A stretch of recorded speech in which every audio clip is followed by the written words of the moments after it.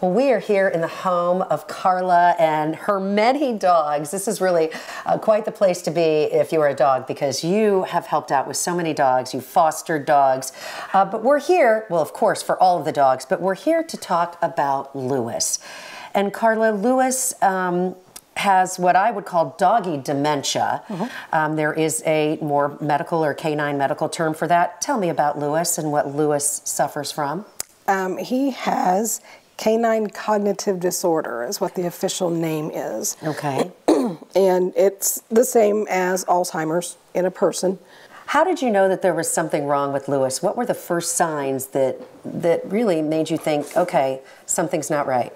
When we first started fostering Lewis, he would get the zoomies through the house and do his NASCAR left. So he'd start in the kitchen and he'd come this way and he'd go around and turn left and go back that way and go turn left around the kitchen table and then come back and just you know, have all kinds of fun doing that.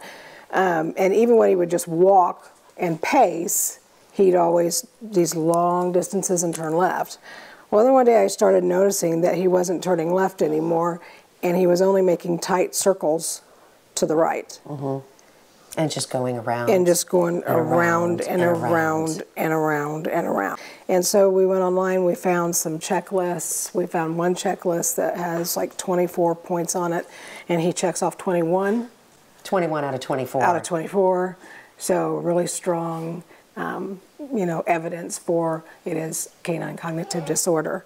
And what is a day like with Lewis, and to keep him comfortable with now that he's been diagnosed? He spends a lot of his time sleeping in his bed.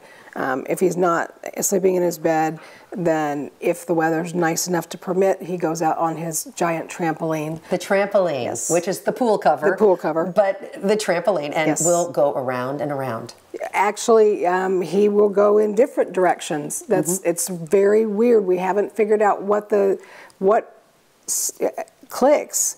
But when he goes out on the trampoline, on the pool cover, he comes to life. He comes out of that sundown phase.